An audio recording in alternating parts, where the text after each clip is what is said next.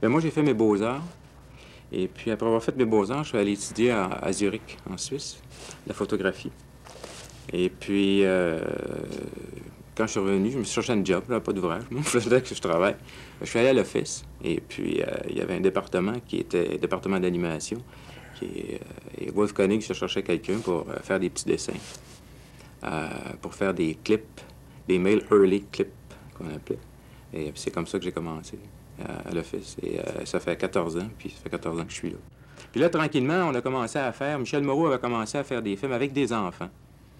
Et puis, au lieu de prendre, moi, des dessins, j'ai commencé aussi à faire des films avec des enfants. Au lieu de prendre des petits papiers découpés pour expliquer la théorie des ensembles, par exemple, on faisait ça avec des enfants. J'ai trouvé que c'était pas mal plus intéressant que d'être tout seul sur une table à travailler avec des petits bonhommes. Alors, tranquillement, ben, j'en ai venu à travailler avec des comédiens, des acteurs, à écrire des scénarios un petit peu plus compliqués. Puis, aujourd'hui, je fais de la fiction. Et puis, la quincaillerie comme telle au cinéma, ça m'a jamais vraiment intéressé. Là, je veux dire, puis je m'y connais pas tellement non plus. Puis au début de ces premiers films-là, c'était en 8 mm, de toute façon, que ces films-là se faisaient. C'est-à-dire qu'on les faisait en 16, puis après, ils étaient réduits en 8. Mais c'était pas un cinéma parlant, c'était un cinéma muet. Ça fait que ça... Les premières approches étaient assez simples. C'est de dire aux enfants de se placer là, à gauche ou à droite, puis on habillait en bleu, d'autres en rouge, etc. Et puis, alors, c'est que l'apprentissage s'est fait comme ça, bien lentement. Ça n'a pas été très difficile. Je me souviens, c'était à peu près à cette époque-là aussi. Et à l'intérieur de ces services-là, que j'avais fait un film qui s'appelle Vertige, où vraiment, je veux dire, je sais pas où ça aurait été possible de faire ce film-là à l'intérieur de ce cadre-là, tu sais, parce qu'il n'y avait aucune espèce de limite, puis c'était un film complètement parti, complètement fou. Et je veux dire, représenter un film comme ça aujourd'hui, je pense que ça ne pourra pas être accepté. Pas parce que le sujet est inacceptable, là, parce que ça demande trop, peut-être, d'énergie, puis trop ça dérange tout le monde. On avait barricadé le studio à l'ONF pendant des semaines, puis on tournait 24 heures sur 24. C'était Jean-Claude Labrec qui faisait la caméra pendant ce temps-là. Puis il y avait Pierre Mignot qui était là, mon assistant. Mais, puis il y a un paquet de gens qui sont tombés malades, il y a eu des dépressions, en tout cas. C'était vraiment l'aventure poussée au maximum. Tu sais, ça dépassait, je dirais, le cinéma, tu sais. Puis ça a donné un résultat quand même qui était assez le fun. Mais tout ça qui était fait par un milieu je sais pas, qui croyait beaucoup au cinéma, en tout cas à un certain type de cinéma à cette époque-là. Moi, la fiction n'était pas vraiment construite. Il n'y avait pas d'équipe formée à faire du cinéma de fiction comme tel, à raconter des histoires. Là. Puis ça, moi, ça m'a pris du temps, en tout cas, à apprendre ça, à apprendre comment raconter une histoire, à apprendre comment les rapports avec les comédiens, avec une équipe, etc. Mais comment on apprend ça? Je sais pas comment on l'apprend, mais ça s'apprend, en tout cas. Moi, je pense que on apprend à faire du cinéma de la même manière qu'on apprend à devenir menuisier ou ébéniste ou médecin. Tu sais, C'est en faisant, donc. C'est en faisant, c'est sûr. Puis je pense que c'est important de travailler, puis en tout cas pour moi, ça a été bien important, là, de travailler peut-être un peu avec le même monde, de telle sorte que c'était pas à refaire à chaque fois. C'est-à-dire que Mignot était à la caméra depuis les six derniers films que j'ai faits. C'est à peu près la même maquilleuse, c'était la même script. Les décors, les costumes et les accessoires sont faits par Vianney Gauthier depuis les 5 derniers films, ce qui fait qu'on n'a pas à repenser puis à se réexpliquer à chaque fois ce que moi j'aime, quel genre de lumière je voudrais avoir ou quel genre d'objet que j'aime, etc. Je veux dire, tout ça, c'est déjà compris. Au niveau du scénario, c'était la même chose. J'ai fait 4 films avec Jacob qui s'appelle Les Indrogables, 3 fois passera par une bonne nuit d'hiver chez RTO. Où finalement, l'échange était bien facile. On pouvait vraiment s'asseoir, là, discuter, parler, puis sans penser tout l'univers à chaque fois, ou si on disait que si on parlait d'un personnage, on s'entendait au point de départ sur le personnage, et on n'avait pas à le refaire à chaque fois. Et puis, ben, pour moi, en tout cas, ça a été bien utile de travailler toujours avec ce même monde-là. Ça facilitait en tout cas beaucoup d'affaires. Maintenant, ce dernier film, vous l'avez écrit avec nouveau collaborateur. Il s'agit de Marcel Sabourin au niveau du scénario. Comment ça s'est fait? Comment vous êtes arrivé à trouver cette idée puis à travailler ensemble? Ah, mon Dieu. Ben moi, je l'ai travaillé. Ce film-là, là, c'était un peu l'histoire de nos mères, en tout cas de ma mère, de ma grand-mère, puis peut-être la grand-mère, puis la mère de Marcel, puis tout finalement, les mères du Québec, les mères qui ont des enfants, puis qui ont élevé leurs enfants, puis avec des maris qui étaient partis soit à la guerre, ou avec des maris qui travaillaient, puis gagnaient le pain. Ou finalement, c'était les femmes qui faisaient un peu tout à la maison. Moi, ça fait longtemps que je pensais à faire un film là-dessus. Là. Puis je voulais l'écrire avec un gars qui était marié, puis qui avait des enfants. En tout cas, moi, je suis marié depuis 14 ans, puis j'ai 2 enfants. Marcel est marié aussi depuis 14 ou 15 ans, puis il a trois enfants aussi.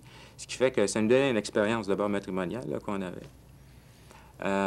Et puis, comme on a eu des mères puis des pères, nous autres aussi, alors ça nous donnait un contexte. Et puis, on voulait faire un film là, très près de la réalité, c'est-à-dire un film vraiment... Au début, on s'est dit, on va essayer de faire un film avec les outs d'un film américain. Je veux dire, tout ce qu'on ne voit pas habituellement dans un film, c'est-à-dire le lavage de vaisselle, le changeage de couche, le lavage de plancher, en fait, les poignées de porte qu'on allait habituellement dans le film, nous autres, on les a mis. Et on a même fait le film qu'avec ça. Et ça, c'est ça qui a été difficile parce qu'on a travaillé finalement presque 1 an et demi sur le scénario. C'était très difficile de rendre ça cinématographique, d'avoir une structure dramatique, de raconter une histoire, mais non pas à partir d'événements ou de situations là, bien spectaculaires. On était souvent tenté d'avoir des séquences spectaculaires, qu'on a d'ailleurs écrites, mais qu'on a enlevées par la suite. Mais où l'émotion et la sensibilité restaient là. Et c'est à ce niveau-là que ça a été difficile d'écrire le scénario. Et une bonne partie de ça a été écrit à l'abbaye de Saint-Benoît-du-Lac, dans une atmosphère très monacale. Et on a vraiment travaillé comme des moines. Pour un film sur une vie de couple. Pour un film sur une vie de couple. Bien, la raison là, pour laquelle, je pense, la raison fondamentale pour laquelle on l'a fait là, à la fin du dernier siècle, c'était pour le rythme de cette époque-là. Là. Moi, je trouvais que ça correspondait bien au rythme de l'intériorité des personnages dont on voulait parler. Le fait qu'ils se déplacent en charrette, là, puis que, je sais pas, que ça se passe au rythme où si tu avais besoin d'une planche, il fallait que tu ailles à pied ou que tu ailles atteler ton cheval, puis que tu mettes ta charrette, puis que tu partes, puis tout ça. Là. Ce rythme-là, là, je trouve que ça correspondait très bien, cinématographiquement, aux choses qu'on avait à raconter, qu'on avait à dire. Et je pense que c'est la raison majeure là, pour laquelle on a fait le film à cette époque. Je pense que le film aurait pu être fait en 76 ou en 77 ou en 1990. Parce que je pense que ce qu'il dit là, c'est une relation là, entre humains. Là. Mais je pense que toute relation de couple a des moments ternes et des moments de grisaille qui sont plus ou moins intéressants parce qu'on prend les choses pour acquises pendant un moment donné. Puis il n'y a plus d'efforts qui sont faits de part et d'autre. Puis il y a des réajustements à faire, puis il y a des remises en question à faire, puis il y a peut-être des séparations à faire. Il y a des cellules qui doivent se séparer pour se régénérer puis repartir. Là. Puis c'est un peu ça, l'histoire qu'on raconte. Finalement, c'est une histoire bien simple d'une femme qui est prise avec 5 enfants à la maison, puis la belle-mère qui reste là. Et puis tranquillement, ben lui, c'est un gars qui est actif quand il travaille, comme bien des hommes, puis qui devient assez passif devant la vie en général.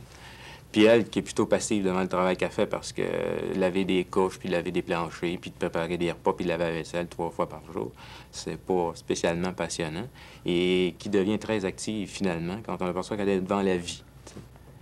À un moment donné, j'avais demandé à Marcel de donner la réplique aux comédiennes avec lesquelles je faisais des screen tests. Puis pourtant, je le voyais souvent sur l'écran, parce qu'à chaque fois qu'il donnait la réplique aux comédiennes, je veux dire, j'allais revoir les rushs, puis je revoyais Marcel donner la réplique.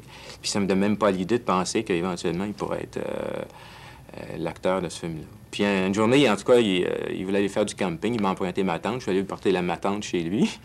Et puis là, je l'ai vu, il avait la barbe blonde, puis il avait une espèce de chapeau sur la tête, puis je dis, bon, c'est Gia, c'est lui.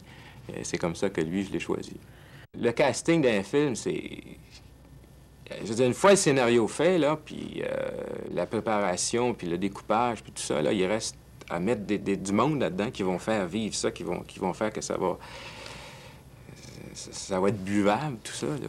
Bien, c'est les acteurs qui font ça, tu sais. Puis tu peux pas te tromper. Je veux dire, un mauvais casting, tu peux pas récupérer un film avec un mauvais casting.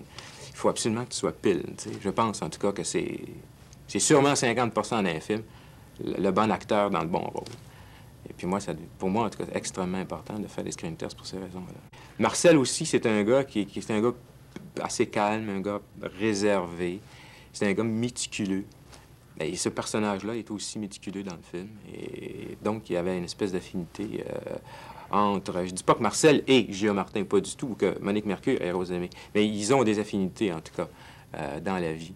Puis c'est ça qui est important. Puis tous les autres acteurs aussi. Il y a un petit rôle avec Jean Lapointe, qui est peut-être de 7 ou 8 minutes dans le film, mais il y a quelque chose de... Jean Lapointe, quand on le regarde, là, on dirait qu'il y a toute une vie intérieure que personne ne se connaîtra jamais, n'arrivera à percevoir. Il charrie ça partout, même quand il est drôle, à n'importe quel moment de sa vie, que ce soit à la scène là, ou dans la rue. Là. Puis ça, c'est ça que j'aimais chez lui. Puis on le sent très bien, ça, parce que ce qu'il avait à communiquer comme acteur dans ce petit rôle d'Adémar-là dans le film, c'était tout un passé qu'il devait amener dans l'espace de quelques secondes.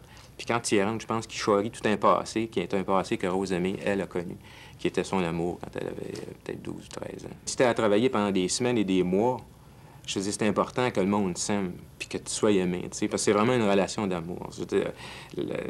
Moi, faire de la mise en scène, c'est une relation d'amour entre les acteurs et les actrices. Tout est là. Puis si on n'est pas capable de s'embrasser, puis on n'est pas capable de se serrer dans les bras, bien, je veux dire, on peut pas faire de vue, il me semble que c'est de même que ça se fait, tu sais. Autrement, ça devient des rapports purement techniques, dire voici ou va là, puis dis ça, puis un petit peu moins, un petit peu plus, puis... Mais c'est tout ce que ça donne, finalement, tu sais. Mais je pense que pour aller plus loin que ça, là, il faut aller plus loin que ça. Gia! Mon sec Olivoire! Ah ben, salut, Raoul. Hey, toi, tu me dois une game de poule. C'est à soir que t'as joué. Ah, là, je sais pas. Je suis venu avec ma femme. Je sais, je la connais. Je l'ai rencontrée dans l'entrée. C'est une belle créature en Saint-Colibois. Pour moi, le montage, c'est bien important que je fasse mon montage parce que c'est trop délicat. C'est là que s'établit le rythme. Le choix de mettre un plan avant plutôt qu'après, ça peut avoir énormément d'importance. De le couper à un moment précis, ça a une importance. Et je ne dis pas qu'il n'y a pas des monteurs qui ne peuvent pas monter les films que moi je fais, mais disons que pour le moment, j'aime monter mes films et j'apprends beaucoup en montant aussi. Je veux dire, on se rend compte qu'au montage, si on avait fait ça un petit peu plus comme ça, peut-être, ou un petit peu plus comme ça, un petit peu moins fort, un petit peu plus fort, en tout cas, etc., etc., je veux dire, ça, on l'apprend bien, ça, en montant un film. Et je pense que si on le fait faire par un autre, on ne peut pas se rendre compte, peut-être, avec autant de précision, ce qu'on aurait dû faire. Alors moi, je trouve qu'en montant, en tout cas, c'est une étape où tu apprends beaucoup, comme le fait d'écrire. Et moi, c'est important un peu de tout faire, finalement, parce que c'est là qu'on l'apprend. Du milieu, là, attendez-vous un peu. Voilà. Les enfants, vous n'oubliez pas. Hein? Quand je vous dis bougez plus, vous bougez plus. Hein?